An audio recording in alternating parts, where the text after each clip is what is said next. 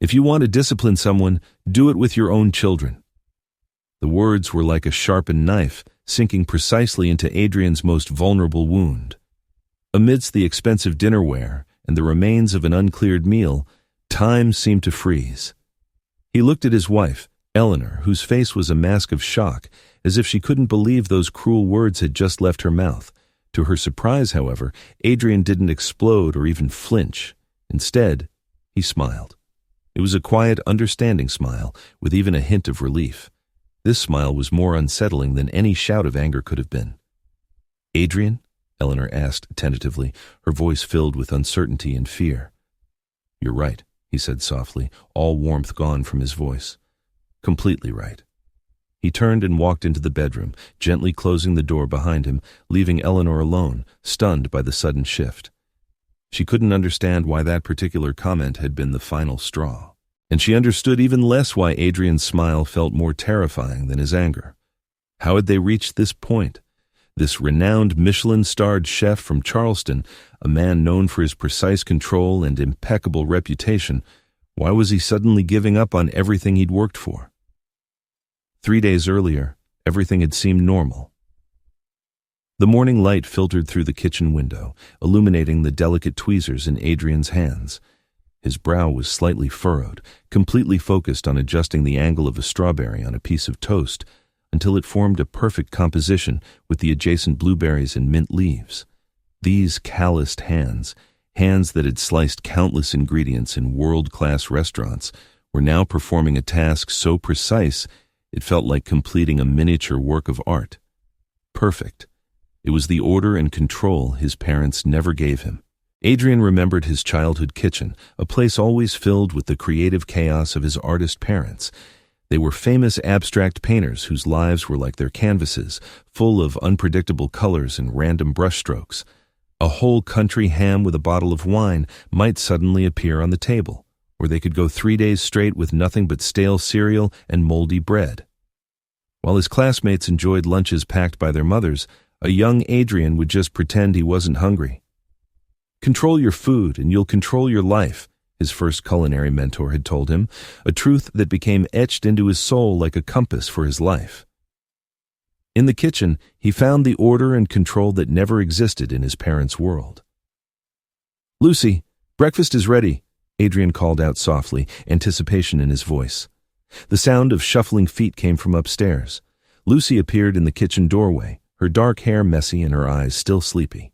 She wore an oversized t-shirt, holding her phone, her thumb scrolling mechanically down the screen. "Good morning, little artist," Adrian smiled, pushing the plate toward her. "Got a test today?" Lucy glanced briefly at the elaborate toast without changing her expression.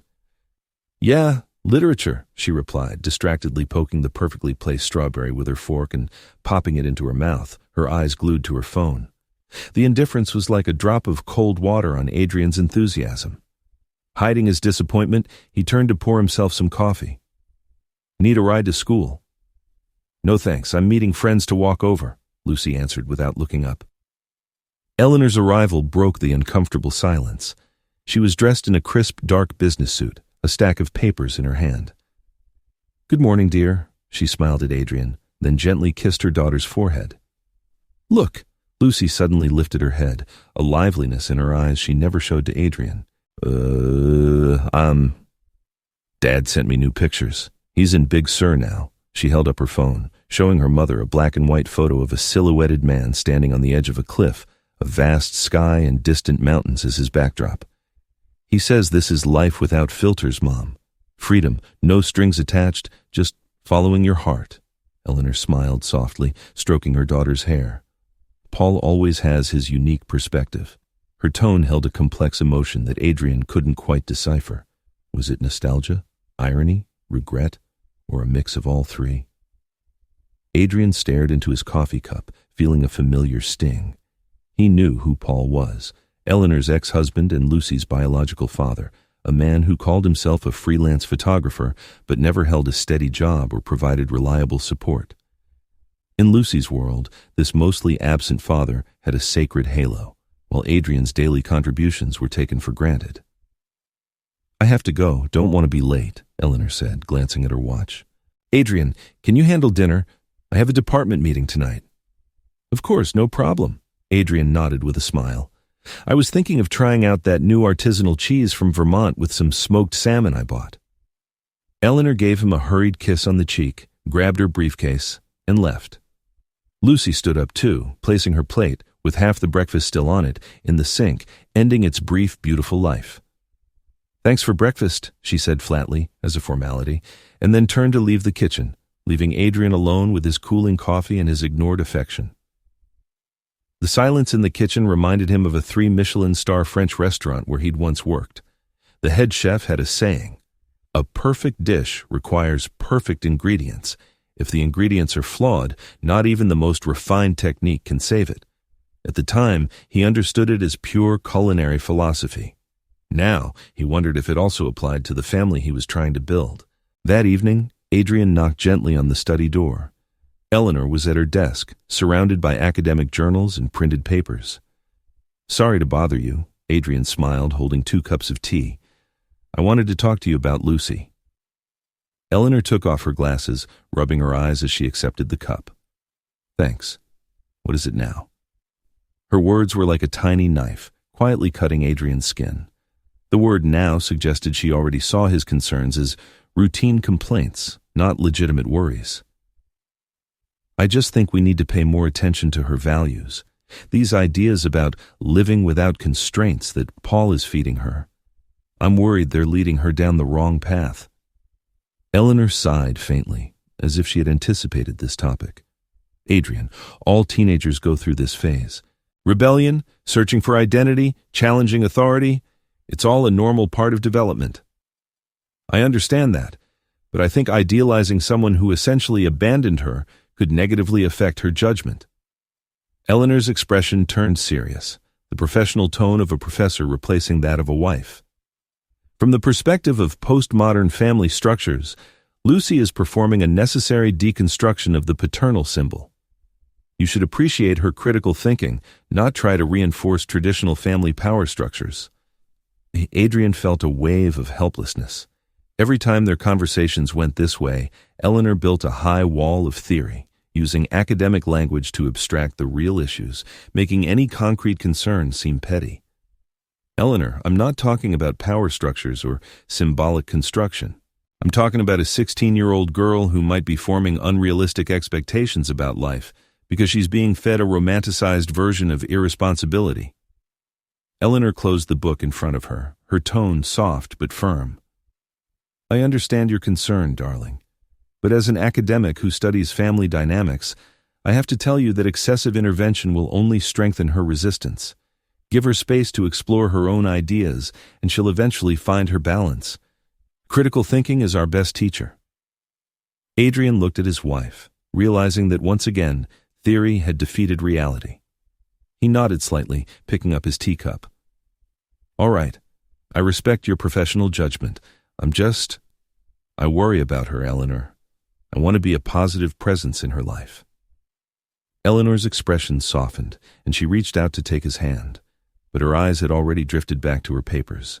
This small gesture contained the entire essence of their relationship, a surface-level intimacy beneath which lay a diversion of attention and a lack of real connection. The next day, Adrian was busy prepping ingredients for dinner service in the back kitchen of his restaurant. Root. His knife moved with a quick, precise rhythm on the cutting board, a kind of healing ritual. The kitchen was his domain, a place where he was in control, completely different from the subtle uncertainty he felt at home. In this space, every knife had its place, every spice was labeled and categorized, and every process had its time and order. This order provided him a comfort that went beyond any verbal expression. "Hey, chef, your knife skills are especially intense today," his sous chef, Martin, commented as he walked over. "What's got you so worked up?" Adrian stopped his movement, realizing he had indeed been chopping with more force than usual. "Stuff at home. Nothing important?" Martin leaned against the prep table, crossing his arms. Having known Adrian for over 20 years, he was one of the few people who could see through his calm exterior. "Trouble with the stepdaughter again," Adrian sighed, putting down his knife. "She's admiring her absent father more and more, while I'm becoming just a background element who pays the bills. Eleanor thinks it's some normal process of symbolic deconstruction or whatever. Martin made a sound somewhere between a laugh and a snort. Look, Adrian, you're running a family, not aiming for 3 Michelin stars. You can't expect every ingredient to follow your recipe. Some things you can't control, nor should you. The words resonated in Adrian's mind, clashing directly with the culinary philosophy he had always followed. In his world, perfect control was the key to success. If a dish went wrong, some element of control had surely failed. But a family, could it really be understood with the same logic? Just then, Adrian's phone rang. Seeing the name Raymond on the screen, he answered immediately. Raymond was an investor from New York who was very interested in expanding the Root restaurant concept. Adrian, I'll be in Charleston next Wednesday, Raymond said over the phone. I want to have dinner at your place. I want to see what the root of the person who created Root is like. Adrian felt a pang of anxiety. Raymond was known for being a people-focused investor who believed the soul of a company came from the founder's lifestyle and values. Now, he wanted to see Adrian's family life, the most unstable and least controlled part of his world. After hanging up, Adrian stood there, unconsciously stroking the handle of his knife. Martin watched his reaction and asked, "Bad news?" "Raymond wants to have dinner at our house," Adrian replied briefly, his gaze distant. Martin whistled. "Wow. The investor wants to meet the real you. What are you going to do? Rehearse the role of model daughter with Lucy?" Adrian didn't laugh. "No, I'm going to find a solution." "Listen, Adrian," Martin's voice suddenly turned serious. "We've known each other for over 20 years. I know you've always tried to create the perfect family you never had, but sometimes the best dish isn't the most perfect one, but the most authentic one. Maybe it's time for Raymond to see the real you, not the one you're trying to be." Adrian looked deeply at Martin, then nodded slightly, though the unease inside him didn't lessen at all. In the following days, Adrian devoted himself completely to preparing for the family dinner. He meticulously planned every dish, personally went to the best markets in the Low Country to select the freshest ingredients, and even redecorated a corner of the dining room, adding new handcrafted candlesticks and premium Napa Valley wines. This focus brought a temporary atmosphere of harmony to the house, like a carefully choreographed dance where every actor knew their position and lines. To Adrian's surprise, Eleanor and Lucy also seemed to be swept up in this atmosphere, cooperating with his arrangements. Eleanor postponed an academic video conference with Harvard to ensure she could attend the dinner. Lucy promised to wear the dress Adrian had bought her last year and to do her best to behave. On the day of the dinner, Adrian started prepping at 6 a.m. His hands were steady and precise, every cut, every mix, every seasoning carefully calculated. This wasn't just a dinner. It was the intersection of his professional career and his personal life, his chance to prove to the world that he was not only an excellent chef but also a successful family man. When the doorbell rang, Eleanor was already in her elegant dark blue dress, and Lucy, surprisingly neat and presentable, had her dark hair pulled back with a simple clip, looking much more mature than usual.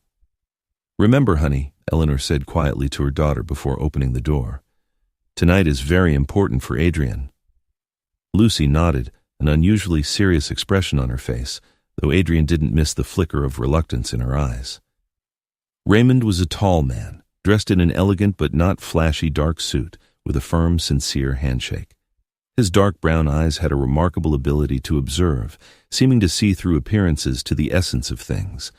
Adrian felt as if he were being X-rayed. "Welcome to our home, Raymond," Adrian smiled, greeting the guest while trying to hide his nervousness. "Thanks for having me, Adrian." Raymond's gaze swept across the apartment, noting every detail. "You have a beautiful home and a beautiful family." Adrian had prepared a 7-course meal for dinner, each dish telling a story of the fusion between low-country culinary tradition and modern innovation. From the appetizer canapés to the main course of slow-roasted lamb and the innovative chocolate tart for dessert, every dish had been carefully designed to showcase both his technique and his passion for food. "This is truly amazing, Adrian," Raymond said as he savored the 5th course, a seafood foam made with molecular gastronomy techniques, surrounded by emerald green parsley oil, with perfectly cooked slices of baby octopus at the bottom. You're able to merge such complex elements so harmoniously." He looked up, meeting Adrian's eyes directly. "Does this control and balance also reflect in your life?" The question was direct, and Adrian felt a pang of anxiety, but he smiled and nodded slightly. "I try to find a balance, yes. Both in and out of the kitchen." Raymond's gaze shifted to Eleanor and Lucy. "You must be very proud to have an artist like him at home." Eleanor smiled elegantly. "We're very lucky to be able to taste his creations. My colleagues in academia are very jealous." The response was perfect, and Adrian felt a wave of relief. The dinner was going even better than he had anticipated. Eleanor was conversing with elegance and knowledge. Lucy was quiet but polite, occasionally giving sincere answers to Raymond's questions. This was the family image Adrian dreamed of: harmonious, elegant, respectful. Just as Adrian began to relax, believing the crisis had passed, Raymond turned to Lucy, his tone friendly but with that penetrating sharpness that could see through everything. "So, Lucy, tell me, as the daughter of an artist, what are your thoughts on art? Are you interested in cooking as well?" The table suddenly fell silent. Adrian felt his heart race. It was a harmless question, but the term Raymond used, daughter of an artist, was ambiguous. Was he referring to Adrian or Lucy's biological father? Adrian saw a flicker in Lucy's eyes, that stubbornness and defiance he often saw when she argued with Eleanor. In that moment, he knew disaster was imminent, but he couldn't stop it. Lucy put down her silverware, looking directly into Raymond's eyes. Her expression was calm, her voice clear and firm, with a frankness that mixed the innocence and cruelty of her age. "My father," she said slowly and clearly, "my real father, believes that art should be free, without restrictions." The words were like a sharp knife in Adrian's chest. He felt a chill run up his spine, his breath becoming difficult. Eleanor's hand gripped his firmly under the table, but he could barely feel it. "He taught me that real art isn't about placing perfect food on fine porcelain plates, but about roasting a freshly caught fish on a bonfire at the beach, sharing simple but authentic joys with friends," Lucy continued, her voice growing more confident, her gaze fixed directly on Adrian, though she pretended to be speaking to Raymond. "He says technique can be learned, but soul can't be faked. Some people can master various culinary techniques, but without a real soul, their creations are just elegant shells." Every word seemed like a meticulously designed weapon, aimed directly at Adrian's deepest insecurities and fears. He felt the blood rush to his head, the sound of his heart pounding in his ears, but he forced himself to maintain a calm expression. Years of training in the kitchen allowed him to keep a serene appearance under maximum pressure, but inside, massive storms were raging. Eleanor turned pale, trying unsuccessfully to force an uncomfortable smile. Her eyes were filled with horror and guilt, but she didn't immediately defend her husband, an absence that hurt Adrian more than Lucy's words. Raymond's reaction was the most unsettling. He showed no shock or discomfort, just those all-seeing eyes moving slowly between the three of them, the corners of his lips curling into an almost imperceptible smile, as if he had discovered some deeply hidden secret. His expression reminded Adrian of a food critic tasting a dish he didn't like but was too polite to criticize directly. "An interesting perspective," he finally broke the silence, his voice calm. "Though I believe true artists know that technique and soul are not contradictory. In fact, the most refined technique is often the most profound expression of the soul." He turned to Adrian. "What do you think, Adrian?" It was a lifeline, Adrian knew, a professional pivot that would allow him to turn this disaster into a discussion of culinary philosophy. But his throat felt like it was blocked by something. He could only nod mechanically. "Completely agree," he barely managed to say, then stood up. "Allow me to get dessert." In the kitchen, Adrian braced both hands on the countertop, closed his eyes, and took a deep breath. He felt an unprecedented humiliation and betrayal. Lucy's words were not just an attack on him as a chef, but a total negation of his efforts as a stepfather, as a member of the family. What hurt most was that these words had obviously been carefully prepared. They were her true, long-held opinion of him. He felt nauseous, as if he had been forced to swallow one of his own failed dishes. For years, he had poured all his love and energy into this family, trying to be a good stepfather, a good husband. And the result? He was seen as a soulless technician, a despised outsider. He heard footsteps behind him, opened his eyes, and saw Eleanor standing there, her expression anxious and regretful. "Adrian, I'm so sorry. She didn't mean it. She's just a child. She doesn't know what she's saying." This superficial apology turned Adrian's pain into anger. She knew exactly what she was saying, Eleanor. Those weren't improvised words. They're what she really thinks. The question is, do you think so too? Eleanor avoided his gaze, her hesitation more telling than any words. "Of course not. I appreciate your art, you know that." "I'm not talking about my cooking, Eleanor." Adrian's voice was low and tense. "I'm asking if you also believe I lack a real soul. If you think I'm just a cold, skillful technician?" Eleanor shook her head, but her hesitation had already answered Adrian's question. "You can't think that, Adrian. Lucy is just repeating her father's words, and Paul, he has his own issues and prejudices." This defense made Adrian even more certain that Eleanor, to some degree, shared her daughter's opinion. Even in this situation, she was still defending her ex-husband's influence instead of clearly taking his side. This realization was like the final straw, breaking the hope he had held onto all this time. The rest of the evening unfolded like a carefully choreographed performance. Adrian smiled as he served dessert, chatted politely with Raymond about expansion plans, and even saw him off cordially at the end of the dinner. But something inside him had started to go cold, like a pot of soup removed from the heat, slowly losing its temperature. During this performance, Adrian noticed that Raymond's gaze kept shifting between him and Lucy, as if analyzing a complex equation. This experienced investor seemed to see through the superficial harmony to the hidden truth, which made Adrian even more uneasy, though he no longer had the energy to worry about it. After Raymond left, the apartment fell into a dead silence. Lucy quickly retreated to her room, while Eleanor remained in the center of the living room, nervously watching Adrian as he began to clear the table. "Adrian," she began cautiously, "about tonight." "Why did she say that?" He interrupted her, his voice unusually calm. "She did it on purpose, didn't she?" Eleanor took a deep breath, trying to adopt her usual rational, analytical approach. "I think it's a teenage way of asserting her identity. At her age, rebelling against authority is—" "I don't want to hear theories, Eleanor." Adrian's voice was still calm, but with a firmness Eleanor had never heard before. "I want to know why my stepdaughter would deliberately humiliate me in front of my most important professional connection. I want to know why, after 3 years, every one of my attempts is treated like a joke."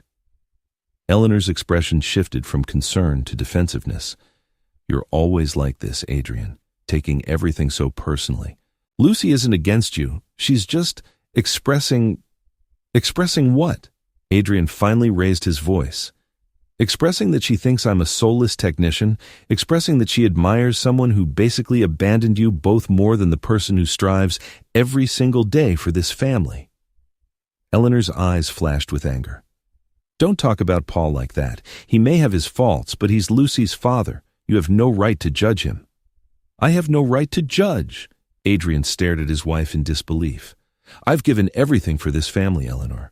I've accepted you, respected you, supported you, and in return, I'm treated like an outsider, a bill-paying machine with no voice."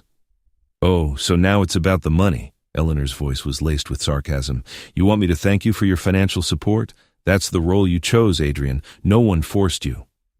"It's not about the money, Eleanor. It's about respect. It's about facing problems together as a family, not attacking each other." "Respect is a two-way street, Adrian." Eleanor crossed her arms, that glint in her eyes that only appeared during academic debates.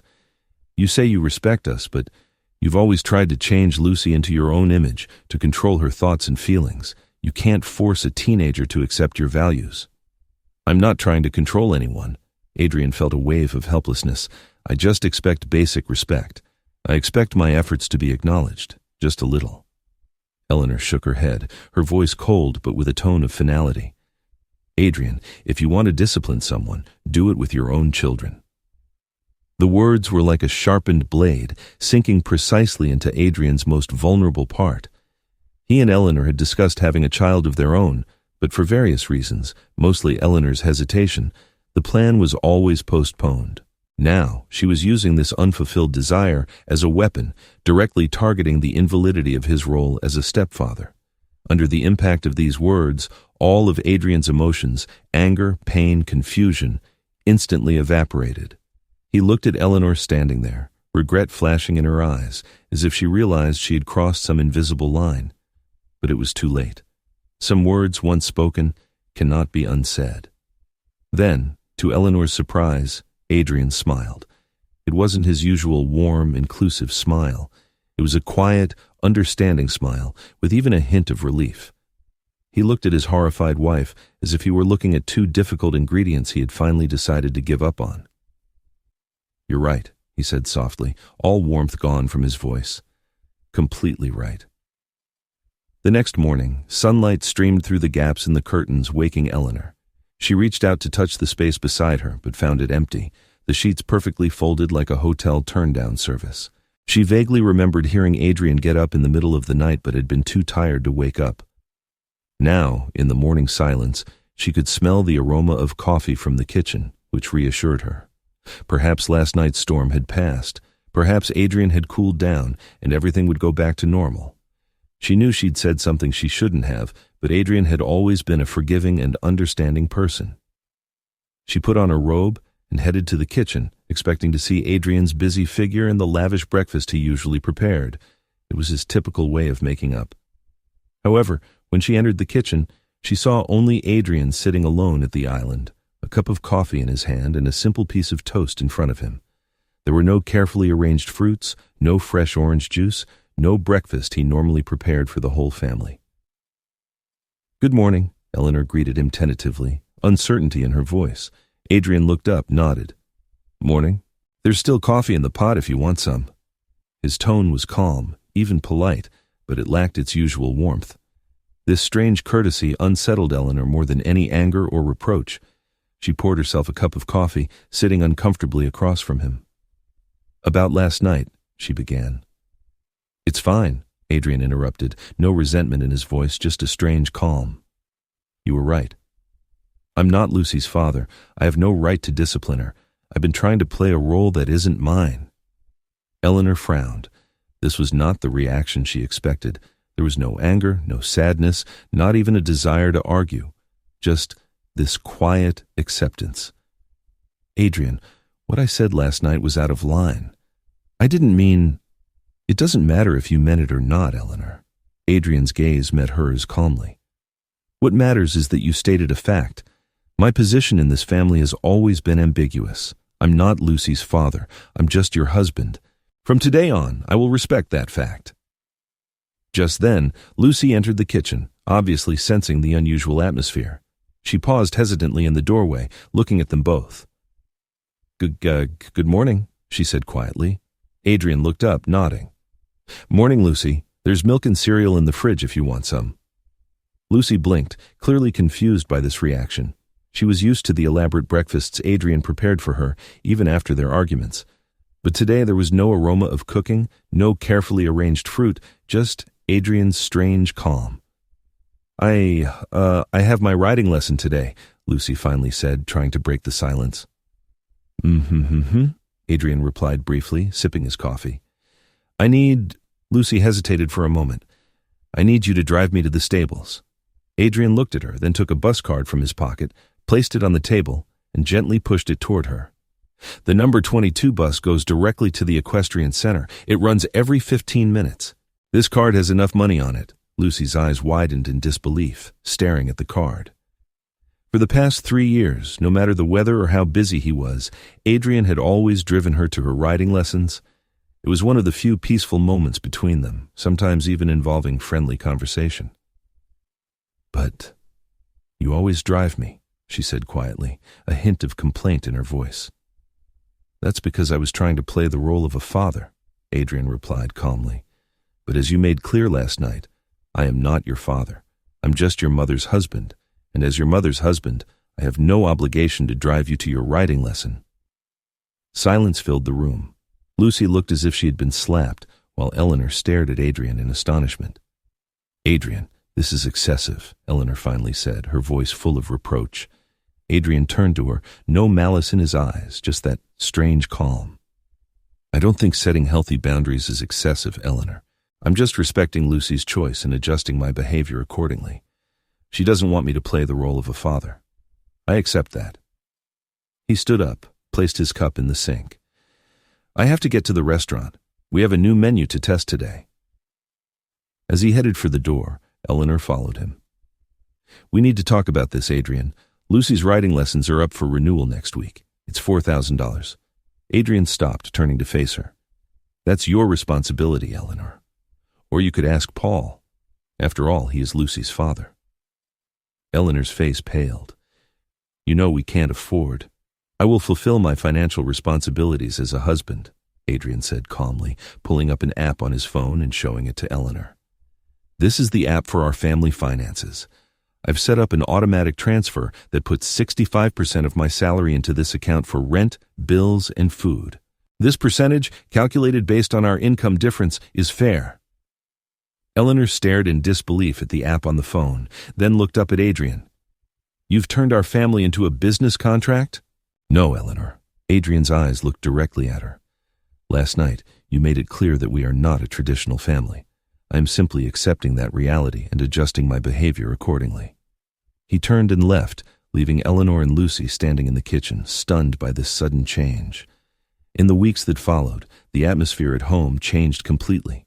Adrian no longer participated in any family activities related to Lucy. He came home on time but would lock himself in his study to research recipes or experiment in the kitchen with personal dishes, but he only cooked for himself. The home kitchen became cold and quiet for the first time, without the aromas and warmth of before.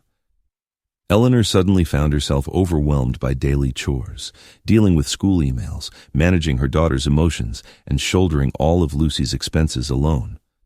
Her academic theories seemed powerless against utility bills. Even with the family expenses Adrian paid proportionally, her personal income still couldn't cover Lucy's writing lessons, private art classes, and other activities. One night, sitting at her desk in front of a pile of bills and reminder emails, she rubbed her temples, feeling an unprecedented exhaustion. As a respected sociology professor, she was an expert at analyzing complex theoretical concepts, but now she was overwhelmed by mundane matters. Worse still, she realized she barely knew about these daily affairs. For the past 3 years, Adrian had silently handled most of the household and administrative tasks, while she immersed herself in her academic world, almost completely ignoring these details. Now, when she tried to contact the school, they asked why it wasn't Mr. Adrian, who normally handled these matters. When she went to the grocery store, she didn't know the usual brands and types. When a pipe leaked, she didn't know who to call. Her academic life also began to be affected.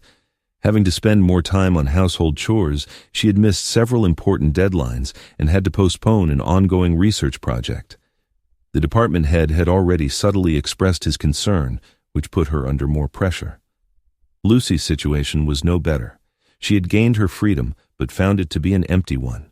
No one made her a carefully designed breakfast every morning. No one made sure she completed her homework on time. No one asked her how her day was after school. Paul still occasionally sent photos and messages, but he didn't care at all about her daily life. One night, Eleanor stood before the study door, hesitated for a moment, and then knocked gently. "Come in," Adrian's voice came from inside, calm and neutral. Eleanor opened the door and saw Adrian at his desk, with several cookbooks and notes spread out before him. In the past, they often shared work and ideas in this room. Now it felt so strange. "We can't go on like this, Adrian," Eleanor said directly, a hint of pleading in her voice. "The atmosphere at home is too tense. Lucy is depressed all day. We barely communicate." "I thought this was what you wanted," Adrian replied calmly, without looking up. "A husband who doesn't interfere, who doesn't discipline your daughter." Eleanor sighed, sitting in the chair across from him. "What I said that day was out of line. I apologize. But your current behavior is a punishment for us." Adrian put down his pen, finally looking up to meet her eyes. "I'm not punishing anyone, Eleanor. I'm just respecting boundaries. You made it very clear that I'm not Lucy's father, that I have no right to discipline her. I accept that fact and have adjusted my behavior accordingly. But that doesn't mean you have to completely distance yourself from us. We're a family. Are we? Adrian's eyes looked directly at her, without anger, just a deep weariness. What is a family, Eleanor? 3 people living under the same roof? Or a group of people who respect and support each other? If it's the latter, I'm not sure we were ever a real family. These words were like a bucket of cold water on Eleanor. She opened her mouth to argue, but found herself speechless. I haven't distanced myself from anyone, Adrian continued. I've fulfilled all my responsibilities as a husband, financial support, emotional companionship, shared life, but I no longer try to play a role that is not welcome. Adrian's voice was calm but firm. The question is, Eleanor, what do you expect from me? Do you expect me to give unconditionally but have no expectations or demands? Do you expect me to raise Lucy but have no voice? This is not a healthy relationship model. Eleanor was silent. Adrian's words revealed a truth she didn't want to face. Indeed, she had always expected Adrian to take on the responsibilities of a father, but without the paternal authority. She had always theoretically advocated for equality and democracy in family relationships, but in practice, she expected Adrian to silently accept an unequal arrangement. I don't know what to do, she finally admitted, with a rare vulnerability in her voice.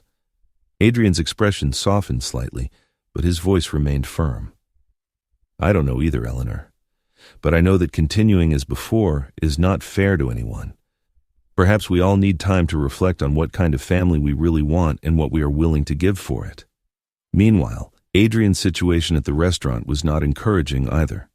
His new menu, though technically flawless, received feedback from regular customers for being cold and soulless. A regular customer, a local lawyer who often brought his family to the restaurant, called Adrian to his table after tasting his new signature dish. What happened, Adrian? The customer asked directly. This dish is technically perfect, but it's missing something. It's like listening to a technically brilliant pianist who only plays notes, not music. This evaluation was like a sharp knife in Adrian's heart. It was identical to Lucy's assessment of him, technically perfect, but soulless. Was she right? Was he really just a soulless technician? You've brought the war from home into the kitchen, my friend, Martin told him one night after closing. Your cuts are still perfect, your sauces are still balanced, but you can no longer taste the love in your dishes. Adrian didn't argue. He knew Martin was right. He had always believed that cooking was an expression of love, of respect for the ingredients, the traditions, the diners. But now his heart had grown cold, and his dishes had lost their warmth along with it. Customers don't come here just to eat technically perfect food, Martin continued. They come for an emotion, a story, a soul. That's what your dishes used to offer, but now they've lost it. As they were talking, Adrian's phone rang. It was Raymond. Adrian hesitated for a moment, then answered. Adrian, Raymond's voice came through the phone with a subtle hesitation. About our collaboration plans, I think we need to reevaluate the timing. Adrian's heart sank. He had anticipated this call, but it still stung. Has a problem come up? It's not a problem, just a feeling, Raymond said slowly, choosing his words. You know, I don't just invest in restaurants, Adrian. I invest in people, in stories, in souls. And lately I can't taste that soul in your new dishes. They're technically impeccable, but distant, as if you're showing off technique, not sharing.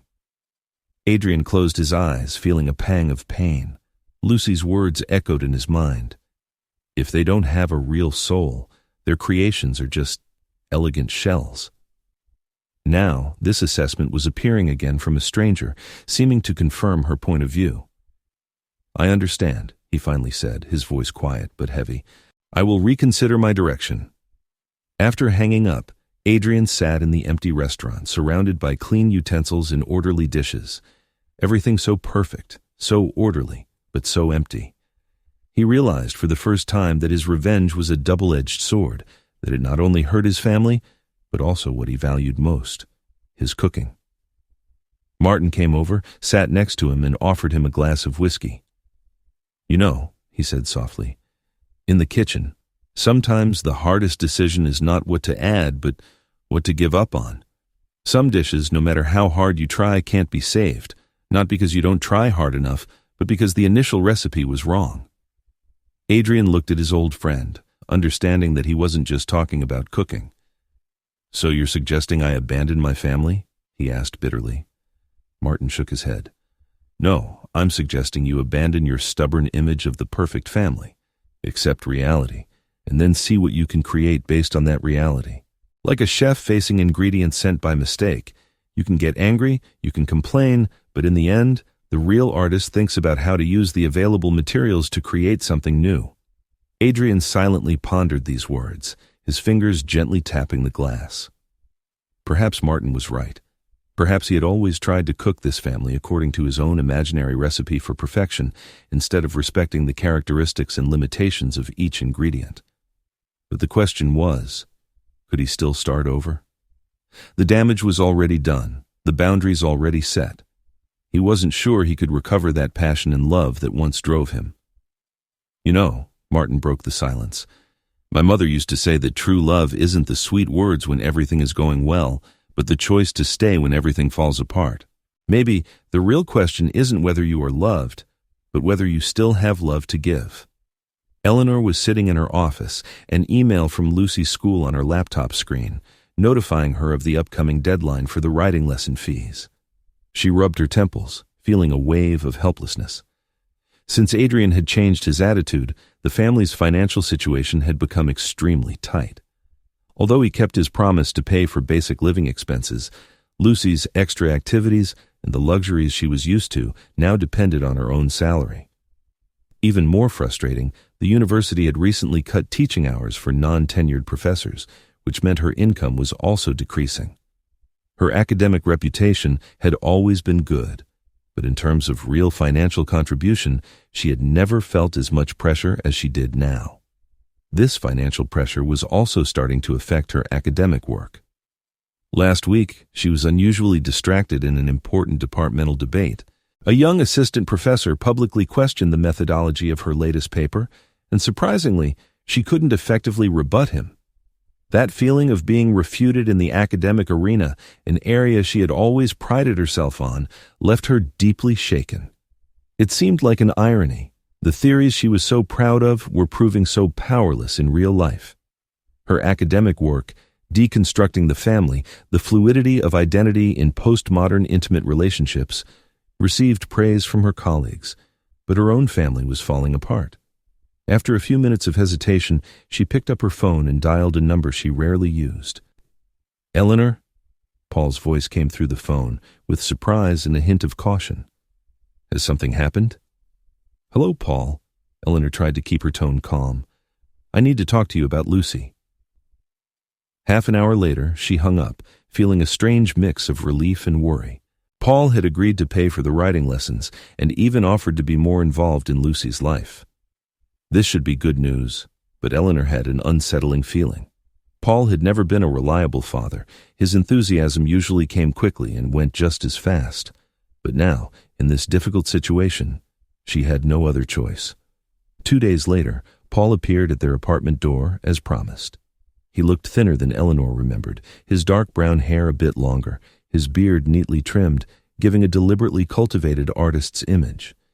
He wore a slightly worn but clearly designer leather jacket with a scarf around his neck that looked casual but was carefully coordinated.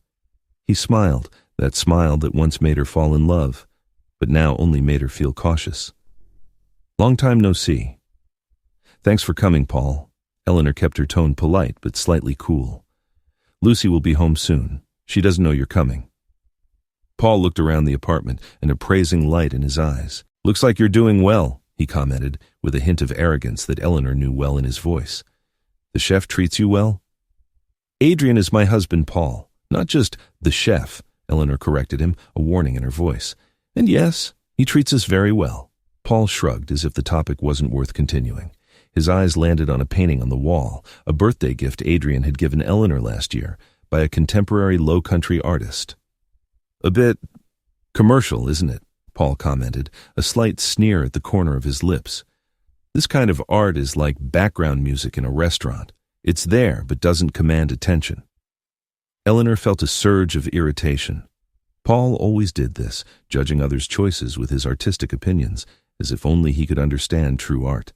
But before she could respond, the front door opened, and Lucy walked in. The moment she saw Paul, her eyes lit up instantly, her mouth forming a perfect O. "Dad!" Her voice was full of disbelief and joy. "You really came!" "Of course, my little artist." Paul opened his arms, and Lucy immediately threw herself into his embrace. "How could I not come to see my favorite daughter?" Eleanor watched the scene of father and daughter reuniting with mixed feelings. On one hand, she was happy for Lucy's joy. On the other, she knew Paul too well, knowing his enthusiasm was usually short-lived. She didn't want her daughter to experience the pain of being abandoned by him again. "I brought you a gift," Paul said, releasing the hug and taking a small, elegant box from his backpack. "Open it." Lucy eagerly opened the box, surprised to find a delicate silver bracelet with several charms representing symbols of art, freedom, and creativity. "Dad, it's beautiful." She excitedly put on the bracelet, tears shining in her eyes. "I love it." "Only the best for my daughter," Paul said softly, stroking her hair. "I heard you like horse riding. Maybe tomorrow I can come watch you ride." "Really?" Lucy's eyes sparkled with excitement. "That would be great. No one has ever come to watch me ride." These words were like a sword in Eleanor's heart. In fact, Adrian had offered several times to watch Lucy's riding lessons, but was always rejected with various excuses. Now, with a simple suggestion, Paul received all of Lucy's enthusiasm and gratitude. "Then it's settled," Paul said lightly, as if it were the simplest thing in the world. "I'll be there on time. Now tell me, what has my little artist been working on lately?" In the hours that followed, Paul completely captured Lucy's attention. They talked about art, freedom, and Paul's adventures. He vividly described his artistic explorations in various towns, each story fascinating Lucy. Eleanor noticed that he skillfully avoided any topics related to concrete work or income, and he also didn't explain why he had barely contacted his daughter for so many years. What worried Eleanor most was that Paul seemed to have an almost hypnotic influence on Lucy. He knew how to leverage her insecurities and desire for recognition, using carefully crafted compliments and ambiguous artistic theories to make her feel special. He told her she was special, different, that she shouldn't be limited by the standards of ordinary people. "True artists are always misunderstood," he told Lucy softly, a fanatical glint in his eyes. "Ordinary people can't understand our perspective, so they try to limit us with rules and restrictions. But true freedom means breaking those limits, creating our own rules." Eleanor listened to these words, feeling a growing unease. This was exactly the impression she had always had of Paul. He used art and freedom as an excuse to evade responsibilities and commitments. And now he was instilling these distorted values in Lucy. In the following days, Paul burst into their lives like a whirlwind. He took Lucy to the trendiest cafes in the city, accompanied her to art exhibitions, and even went to her riding lessons. After each activity, Lucy would return elated, describing to her mother the perfect time she had spent with her father. However, Eleanor soon detected a pattern in Paul's behavior. After taking Lucy to a fancy restaurant, he accidentally forgot his wallet, and Eleanor ended up having to pay the bill. He promised to buy new art supplies, but when the time came, he had an urgent artistic meeting, leaving Eleanor to deal with Lucy's disappointment. More ironically, he never even mentioned the riding lessons, the expense he had initially agreed to pay. After the third time Paul bailed, Lucy began to show signs of emotional turmoil. She still defended her father, claiming he was a free-spirited artist who couldn't be measured by conventional standards. But Eleanor saw that the sparkle in her eyes was starting to dim, that initial unconditional adoration beginning to mix with doubt and disappointment. "Maybe Dad is just really busy," Lucy said softly to Eleanor one night, uncertainty in her voice. "He says he needs to capture a special light. He can't miss this artistic opportunity." Eleanor just gently stroked her daughter's hair, not debunking this obvious excuse. She knew that, just as she herself had once experienced, some lessons must be learned on one's own. Sometimes, loving someone eventually requires facing who they really are, not the image we've imagined. Still, Eleanor remained silent, reluctant to shatter her daughter's rare hope. Adrian observed all this unfolding, seemingly without comment, but his eyes reflected growing concern. One night, when Paul bailed again, unable to attend a parent-teacher conference at Lucy's school, Adrian finally spoke up. "Where did he go?" he asked Eleanor quietly, who was hastily preparing documents to attend the meeting alone. "He says he needs to go to the Appalachian Mountains to find inspiration." Eleanor's voice carried an undisguisable weariness and sarcasm. "Apparently that's more important than attending his daughter's parent-teacher conference." Adrian was silent for a moment, then said, "You know this won't last long, right? Paul's not going to suddenly become a responsible father." Eleanor stopped her movements, sighing. "I know, but Lucy is happy right now. I don't want to ruin that." "Even if that happiness is built on lies and illusions?" Eleanor had no answer. Adrian had voiced her deepest fear. This brief joy would ultimately bring greater harm. But she no longer had an alternative. She could only move forward one step at a time. That same night, while Eleanor was at the parent-teacher conference, an unexpected event completely changed the situation. Lucy found the tablet Paul had forgotten on the sofa at home. Out of curiosity, she turned it on, hoping to see more of her father's work. Opening the gallery, she discovered a strange folder marked References. Inside were hundreds of photos that, at first glance, looked very similar to the works Paul sent her. However, upon closer examination, she discovered that these photos were from a website called Global Lens, belonging to an unknown foreign photographer. More shockingly, she found the original versions of Paul's supposed original works, exactly the same compositions and themes, just with slight filters and cropping.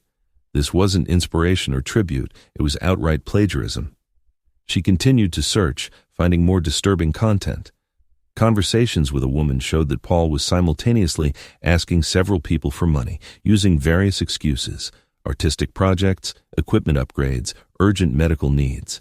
In these conversations, he displayed a manipulative skill, using sympathy and regret to obtain funds, then quickly disappearing.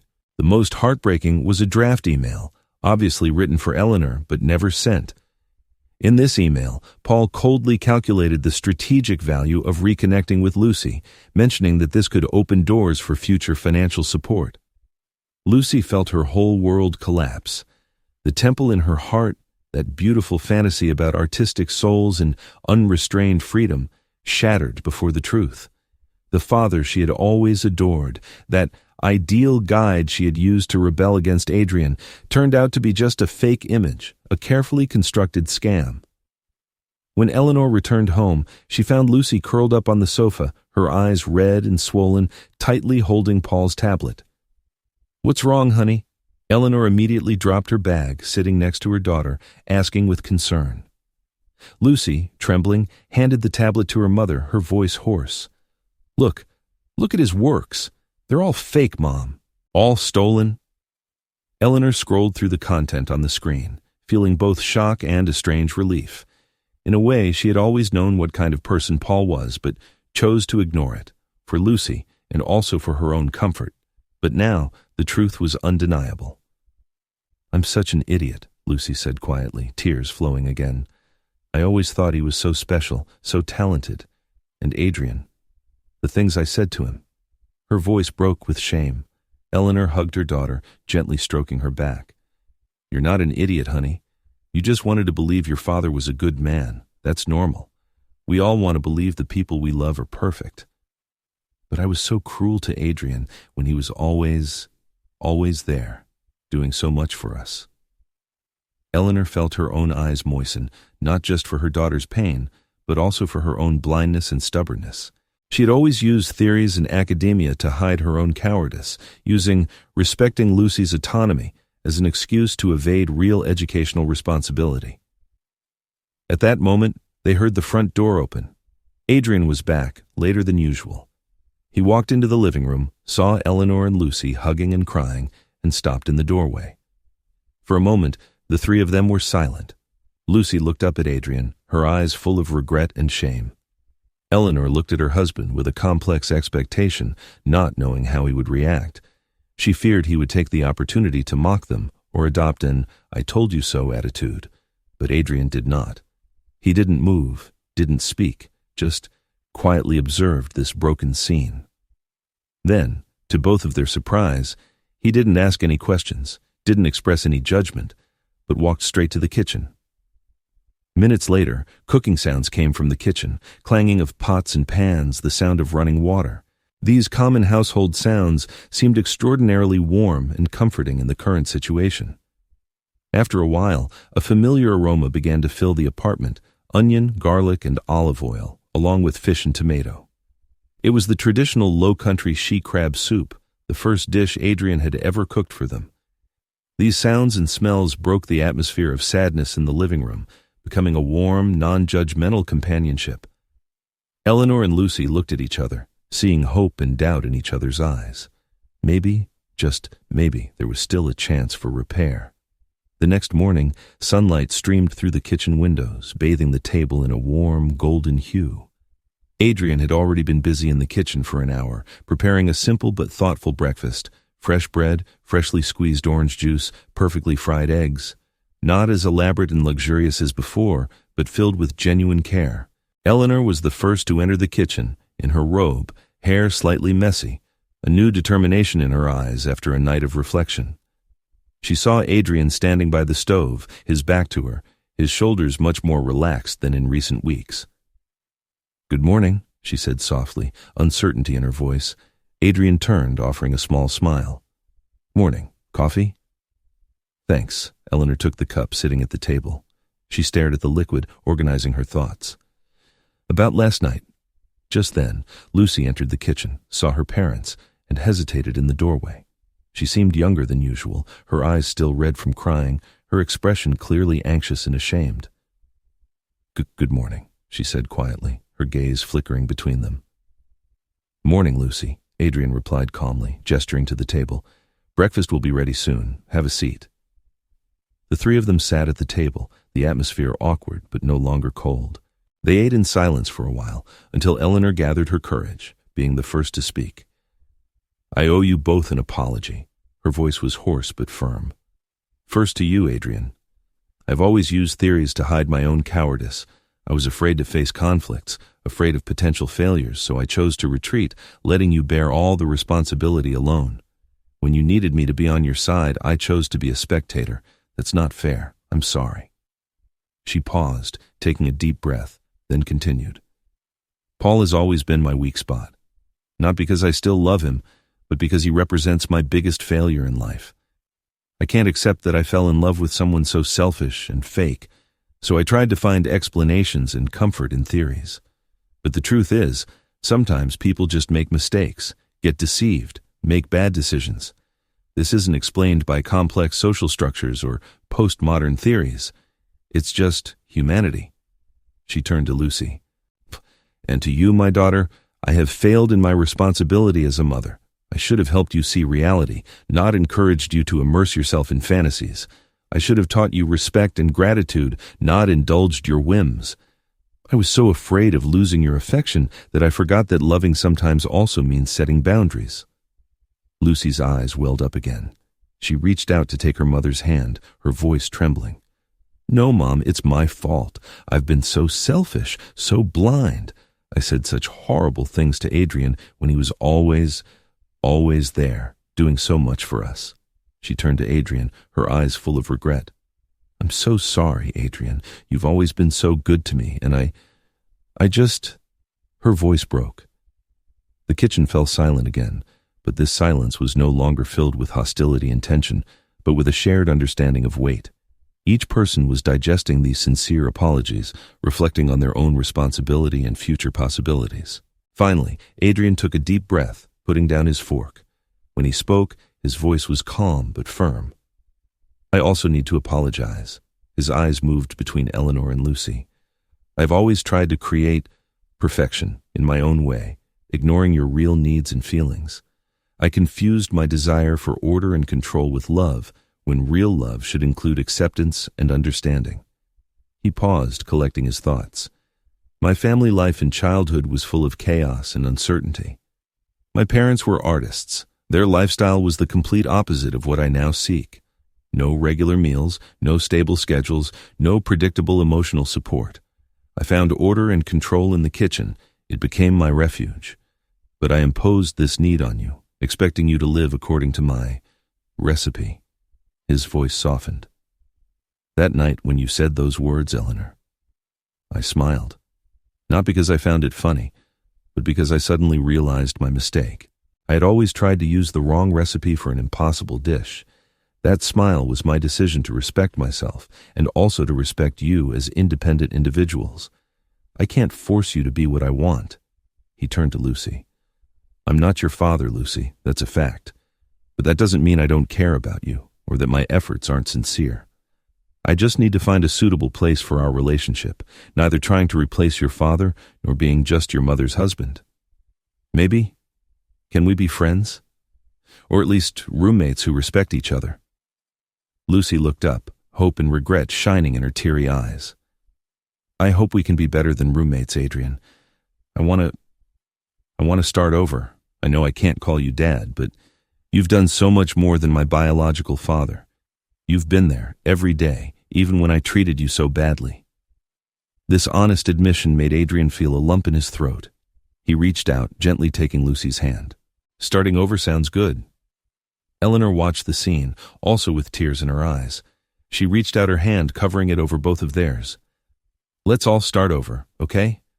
As a real family, based on mutual respect and understanding, not on idealized fantasies or theories.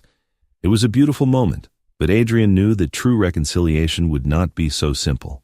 The emotional damage would not be completely healed with one sincere conversation.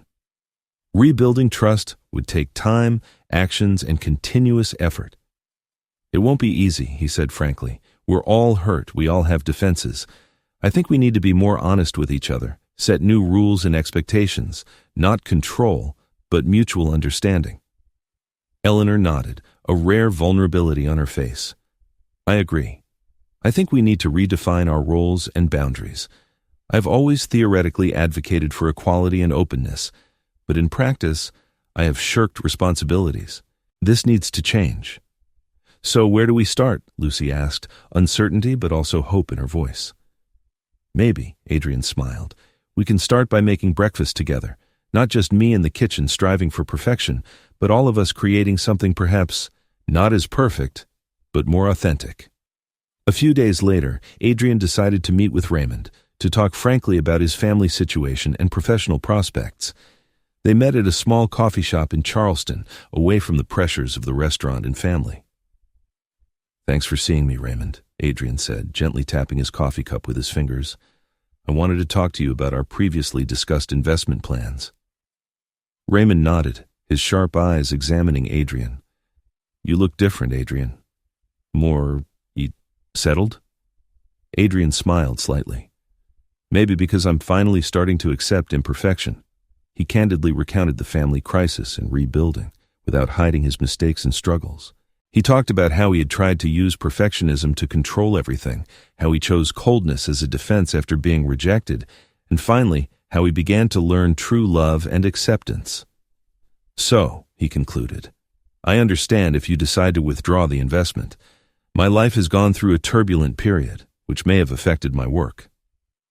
Raymond, after listening, surprisingly laughed. On the contrary, Adrian, I now want to invest in your restaurant more than ever. Adrian blinked in surprise. What? But why? Because now your dishes will have real roots. Raymond leaned back, wisdom shining in his eyes. Remember, I don't just invest in restaurants, but in people. The previous Adrian, though technically perfect, lacked real depth. You were trying to show a perfect surface, not your true self. He leaned forward, his voice more sincere. Great chefs, like great people, are not those who never fall, but those who learn to get up in new ways after falling. You now understand the meaning of authenticity, the importance of accepting imperfection. These experiences will make your cooking deeper, more authentic. This is what I've always been looking for. Months later, on a Sunday afternoon, Adrian was busy in the kitchen preparing a simple but love-filled family dinner. The menu had no elaborate techniques or complex presentations, just homemade dishes that contained authentic emotions and care. He heard footsteps behind him and turned to see Lucy standing there, looking at him hesitantly. Need any help? She asked, with genuine interest in her voice. Adrian smiled, nodding. Sure, I was just needing someone to help me chop onions. But I always cry, Lucy wrinkled her nose. I can teach you a trick. Adrian handed her a knife, standing by her side, patiently demonstrating how to chop onions at a specific angle, reducing the amount of volatile compounds released into the air.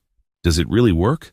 Lucy was surprised to find that she was no longer crying profusely, a new respect shining in her eyes. How do you know so many things? Experience and failures. Adrian laughed softly. Many, many failures. Every time I cut my finger, every failed dish taught me something. Just then, Eleanor entered the kitchen, holding several bottles of red wine. I was thinking, maybe this Napa Cabernet would complement tonight's beef. Adrian looked at the label, nodding in approval. Perfect choice. A little aeration will make it even better. This simple interaction was filled with intimacy and understanding, the result of months of joint effort. They had learned to communicate better, to respect each other's boundaries more, to understand each other's needs better. Not through grand theories or perfect control, but through small daily things and continuous effort. The sunlight streamed through the kitchen windows, adding a warm glow to the scene. Adrian stopped his work, contemplating the image. Lucy focused on chopping vegetables, Eleanor busy at the table, the room filled with the aromas of food and the warmth of home. This was not the perfect, flawless family image he once dreamed of. There were scars from the past, wounds not yet completely healed, relationships that still needed work. But it was precisely these imperfections, these real struggles and growths, that made this family so authentic and precious. Adrian felt a deep satisfaction and peace. He realized that a true home is not built on taken-for-granted blood ties, but needs later learned respect, responsibility, and conscious love to maintain and nurture. Like a complex dish, it requires time, patience, and constant adjustments to find the most harmonious balance. What's wrong? Eleanor asked, noticing his gaze, her curiosity piqued. Adrian shook his head, showing a warm, genuine smile. Nothing, just, I'm glad we're all here, together. This was not the end, but a new beginning. A journey based on reality, not fantasies, a journey that would require effort and growth from everyone. But the most important thing was that they had already taken the most crucial step, to learn to listen to each other, to respect each other, and to accept each other's imperfections. In this kitchen filled with the aromas of food, around this simple table, they had found the true meaning of home. Not a perfect dream, but a real space where they could grow together, make mistakes, learn, and love. As the name of Adrian's restaurant, Root, symbolized, they had finally found their true roots, not stubbornly rooted in rigid ideals, but flexibly adapting to the soil, nurturing each other, and growing together. Thank you for following this emotional story to the end. We'd love to know, where in the world are you reading this right now? What time is it there? Let us know in the comments. Whether it's good morning, good afternoon, or good night, we wish you a wonderful day. If this story moved you, don't forget to like, share, and subscribe to our channel for more content like this. We hope to see you again in the next story.